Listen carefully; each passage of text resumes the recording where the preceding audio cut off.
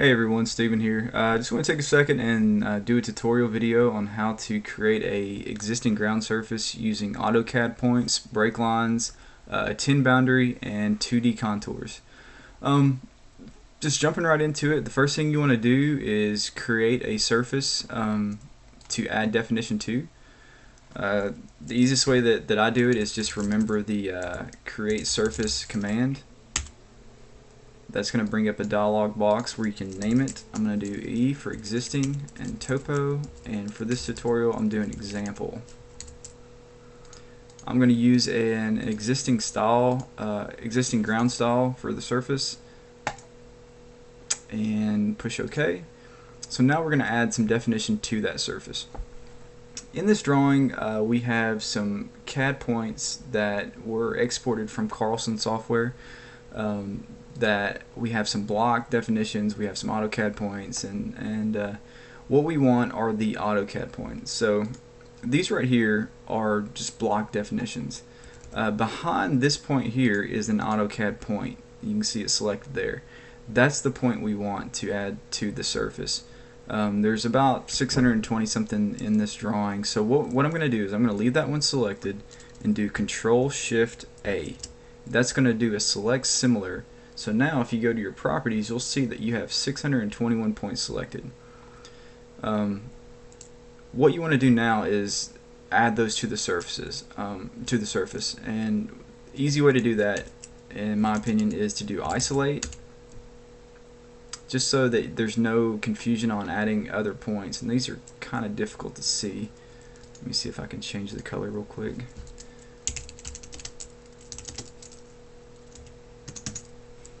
Maybe that's a little easier to see. Okay, so these points here we want to add to our surface, and we're going to add it as a drawing object. There's other ways that you can do points. These aren't Kogo points, so you can't add them to a point group. You can't add them to the surface that way. So we're going to add these as a drawing object. All you do is right click on drawing objects, do add, make sure it's selected on points, and we can do topo points for the description and push OK. It's going to ask us to select objects.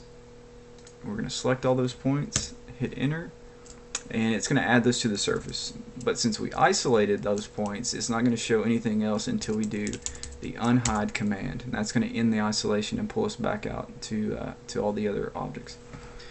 So you can see now we have some contours being generated, as well as our tin and everything like that. So our isometric view, we can see the actual surface. I just want to clean this up a little bit so it's a little bit easier to see. So I'm going to do a layer freeze and take off some of this annotation for these points. And take off the points as well. Okay. So now I want to add the break lines and contours to it. These lines here are break lines, and this is a top of a slope, toe of a slope, and this is another toe here. I'm just going to select a couple and then do a Control-Shift-A for select similar, and then I'm also going to select this line right here. This is our boundary for the surface, but this is also a 3D polyline that we can add as a break line. So I'm going to select that, and again I'm going to do a select similar, just to make sure I got them all, and do a add surface break line command. That's going to bring up a dialog box. Okay, you want to do a description. It's always good to do descriptions because there may be a later time where you want to change something on the surface, and it's easy to find information that you've added if you have a name associated with it. On the weeding factors, I'm going to change that to 5, and basically what that says is anything closer than 5 feet, it's going to take points off of that line. So vertices closer than 5 feet, it's going to take out. On the supplementing, I'm going to change that to 10, and what that says is anything longer than 10 feet between the vertices, it's going to supplement a point. It's going to add points into it. I'm going to leave the mid-ordinance distance there at 1 foot, that's fine, and then push OK. First of all, or back up a little bit, the type is just a standard. There's other kinds we'll go into later, but Just a standard break line is what we want for this. Push OK, and you'll see here now we have a top of slope, we have a toe slope, we have a lot more definition than with just the points. So now we'll go in and we'll add the contours to the surface. The surveyor sent 1 foot contours. We're showing 2 foot contours on the surface. So what we'll do is we'll go in and we'll select one of the majors, one of the minors, Control Shift A for select similar. That's a real handy quick command that I like. And we'll use the add surface contour command. It's going to bring up another dialog box similar to the break line dialog box, and we're going to use the same weeding and supplementing factors that we use on the break lines. And really what this does is it cleans up the surface, it gives it some good definition, and makes it look more presentable. And these will match the contours that the surveyor sent as well. So you'll see our contours are maybe a little bit off in some places. Now they'll match what he has as well. We want to leave this checked here, and what this is saying is in areas where there's a flat spot, like there may be a contour that wraps around on itself, it's going to add some points inside that contour to where it doesn't show a flat spot.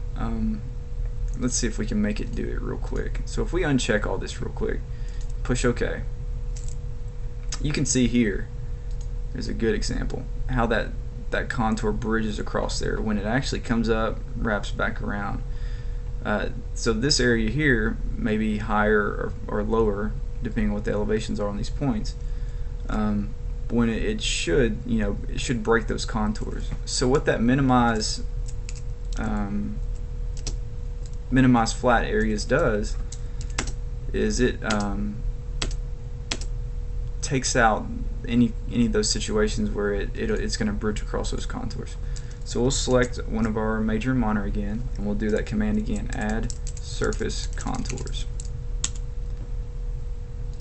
Change it to 5, 10, and we'll leave that. Now we'll leave them checked and watch what happens. See, it's not bridging across those contours now. It's following where it's supposed to on the contours that were provided. And you can see on our surface there's hardly any flat areas really, unless they're supposed to be flat. So now what we want to do is we want to go in and add our 10 boundary. And what this is going to do is, this area here doesn't have any kind of survey information. What it's doing is just bridging the gap between this line of information, and these points here.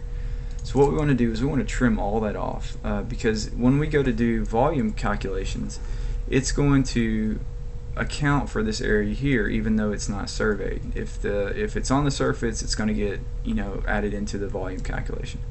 So what we want to do is take this boundary and do add surface boundary, and we'll just call it topo boundary. Make it a non-destructive outer, keep it at 1 for the mid ordinance, push OK, and it takes out all that excess information that we don't need. We'll do a zoom extents, and we're going to lay freeze. Let's turn off our contours and points, and we'll leave the 10 on. So now I'll turn this one off too.